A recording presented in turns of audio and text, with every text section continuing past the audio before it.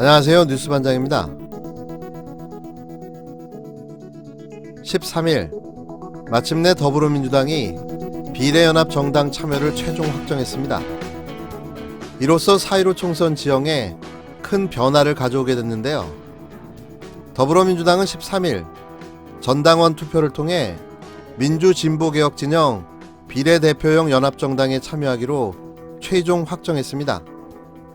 이날 강훈식 수석 대변인은 브리핑을 통해 21대 총선 지역구 경선 선거권을 가진 권리당원 78만 9,868명을 대상으로 진행한 투표에서 투표율 30.6%인 24만 1,559명이 투표에 참여해 이 중 찬성 74.1%인 17만 9,096명의 찬성으로 참여가 최종 가결되었다고 밝혔습니다. 반대는 25.9%인 6만 2,463명이었는데요. 문항은 더불어민주당이 민주진보개혁 진영의 비례정당에 참여하는 것에 대해 어떻게 생각하는가였고, 이에 대한 찬반 의견을 물었습니다. 향후 타 정당과의 연합정당 협상 과정에서 순번 등이 주요 쟁점이 될 전망인데요. 민주당의 통큰 양보로 이도 크게 문제는 되지 않을 듯합니다. 그냥 연합비례정당 창당이 공식화된 거죠. 미래통합당은 위성정당인 미래한국당을 창당하며 미리 총선 승리를 즐기는 듯 공천놀이에 여념이 없었습니다. 하지만 민주당과 진보 세력의 이와 같은 움직임에 내부 공천 갈등까지 터져나오면서 말 그대로 아비규환의 난장판이 되어버렸는데요. 12일 방송에서도 말씀드렸지만 이렇게 되면 4.15 총선의 압도적 승리는 민주당과 진보 세력에게 돌아올 듯합니다. 끝까지 긴장 놓치지 말고 다 함께 최선을 다했으면 합니다. 이번 총선은 말 그대로 역대급 한일전으로 기록될 전망인데요. 반세기 넘게 청산하지 못한 친일과 군부 독재 세력을 완벽하게 청산하는 기념비적인 사건이 되었으면 합니다. 예, 더불어민주당 금태섭 의원입니다.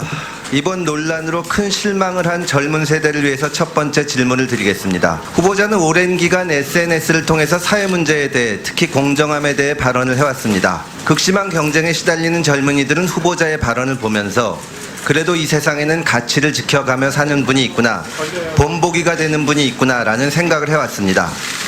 그런데 후보자가 지금까지 해온 말과 실제 살아온 삶이 전혀 다르다는 것을 알면서 충격을 받은 겁니다. 13일 민주당에 살아있는 이관계, 아니 엑스맨으로 불리던 금태섭 의원이 공천 경선에서 탈락했습니다. 혹자들은 금태섭이 졌다고 말하는데요. 엄밀히 말하면 경쟁 후보였던 강선우 후보가 경선에서 이긴 거죠. 강 후보는 신인의, 여성의, 그동안 당내에서 묵묵히 맡은 바 일을 수행해 오신 숨은 보석과도 같은 인물입니다. 어떻게 보면 이번 금위원의 경선 탈락은 당연한 거죠. 자신의 승리를 위해서 당 전체를 모함하고 위기로 몰아넣은 그를 볼 때마다 왜 민주당에 저러고 있나 라는 의문이 들었는데요. 안철수와 함께 위장 취업한 그는 이로써 민주당과 예정된 작별 수순을 밟을 것으로 보여집니다. 어디로 갈지, 무엇을 할지는 잘 모르겠습니다. 또 어디서 어떤 모습으로 나타나 우리에게 충격과 황당함을 선사할지는 잘 모르겠지만 적어도 일관성 있는 자신의 소신과 철학좀은 가졌으면 좋겠습니다. 그가 경선에 떨어진 직후 자신의 페이스북에 올린 글을 보면 아직도 자신이 했던 한순간 한순간을 결코 잊지 못할 것이라고 말하는 그는 죄송하고 감사하다는 말을 남기며 21대 국회에서는 그 모습을 볼 수 없게 됐는데요. 그나마 다행인 거죠. 그리고 또 우리가 보고 싶지 않은 인물도 당연히 그 수순을 밟아 금위원의 뒤를 이을 것으로 보여집니다. 그들에게 미리 인사를 전합니다. 굿바이 김혜영, 굿바이 조응천, 굿바이 박용진, 그리고 미처 기억나지 않는 더불어민주당의 수많은 굿바이들도 굿바이.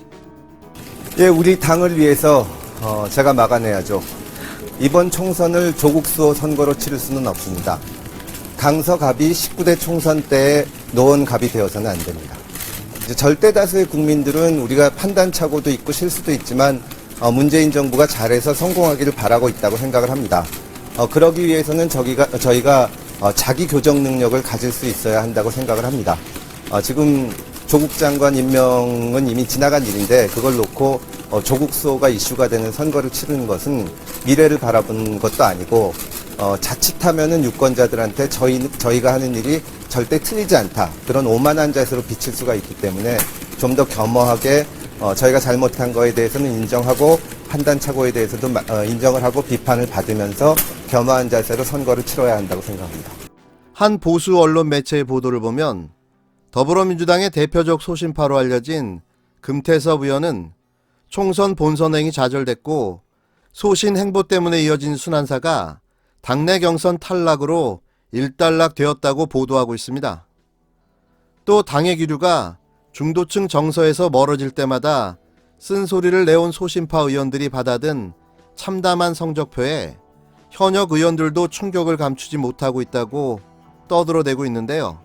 그러면서 중도층 이반인이 중대 개긴이 하는 찌라시급 소설들을 또 써대기 시작했습니다. 다시 말씀드리지만 금태섭 의원의 경선 탈락은 너무나도 당연한 겁니다. 그의 4년간의 의원직 행보와 발언을 볼 때 민주당 소속 의원이 맡기는 한가라는 의구심이 들 정도였는데요. 이분은 주소를 잘못 찾아온 거죠. 아니, 위장 취업을 했다고 봐야 맞는데요. 왜 그를 소신파라 부르는지 저는 알 길이 없습니다. 이런 보수 언론의 보도는 그냥 이간질로 보는 게 합리적일 듯 합니다. 누가 뭐라 하든 금태섭 의원의 경선 탈락은 인과응보인 겁니다. 이번 경선을 두고 말들이 참 많습니다. 민주당의 지역구 경선은 권리당원 투표 50%, 일반인 안심번호 투표 50%입니다. 강선 후보는 여성의 정치 신인으로 25%의 가산점을 받았는데요. 그래서 몇몇 언론에서는 이 가산점 때문에 금태섭 의원에게 밀린 것 아니냐는 기사를 써대고 있습니다. 그런데 이는 사실과는 다른 내용인데요. 내용을 확인해보면 가산점을 빼고 계산을 해도 강선우 후보가 이긴 걸로 나타났습니다. 권리당원은 강선우 65.15%, 금태섭 34.8%, 안심번호는 강선우 64.3%, 금태섭 35%로 나타났는데요. 금태섭은 권리당원에서 30.35%로 패했고 안심번호에서도 29.3%로 패했습니다. 권리당원과 안심번호 양쪽 모두 가산점을 웃도는 격차인데요. 강선우 후보에게 가산점이 전혀 없더라도 금태섭은 절대 이길 수가 없었던 거죠. 한마디로 금태섭이 강선우에게 발린 겁니다. 현역 국회의원이 개쪽을 당한 거죠. 그러니까 당원이 강서갑 지역 민심이 금태섭을 버렸다는 이야기입니다. 민주당이 버린 게 아니라는 거죠. 자가당착에 빠진 한 국회의원을 민심이 심판했다고 표현하는 게 정확한 겁니다. 기레기들은 이 관계를 당장 중단하시고 팩트에 입각한 기사를 작성해 주시기 바랍니다. 더 이상 국민은 바보도 멍청하지도 않습니다. 당신들이 써주는 찌라시를 보고 여론이 움직여지지 않는데요. 계산은 우리도 할 줄 압니다. 이름 아마 다 생소하실 거예요. 그 완전 신인이거든요. 네. 당연히 이제 민주당의 그 상근 부대변인 했었고. 그런데 결과를 보니까 충격적이에요. 그 강선우 후보가 65% 득표했고, 금태섭 의원이 35% 득표를 했는데, 일단 초선 현역 의원이 떨어진 첫 번째 케이스고, 그리고 이렇게 압도적으로 떨어진 또 첫 번째 케이스입니다. 차이가 좀 많이 났네요. 예, 많이 났습니다. 그리고 언론 보도에 따르면 가산점, 감점 없이 이렇게 결과가 나왔다고 하는데, 금태섭 의원께서 당의 중도층 위원회 확장 이런 얘기를 했었는데 그것이 사실은 전혀 현실적이지 않은 얘기였었다. 당원들과 무당층, 당원들 쪽에서도 압도적으로 좀 패한 것 같고요. 무당층 쪽에서도 그다지 많이 득표하지 않은 것 같다. 그래서 이런 걸 보면 민주당으로서의 정체성 이런 거보다도 자기 자신의 개인의 정치를 한 것에 대한 그런 결과 아닐까. 금태섭 의원으로서는 무척 좀 그 가슴 아픈 일이겠지만 네. 워낙 신인에게 패했기 때문에 다시 여의도로 복귀하는 일은 영원히 없을 것 같습니다.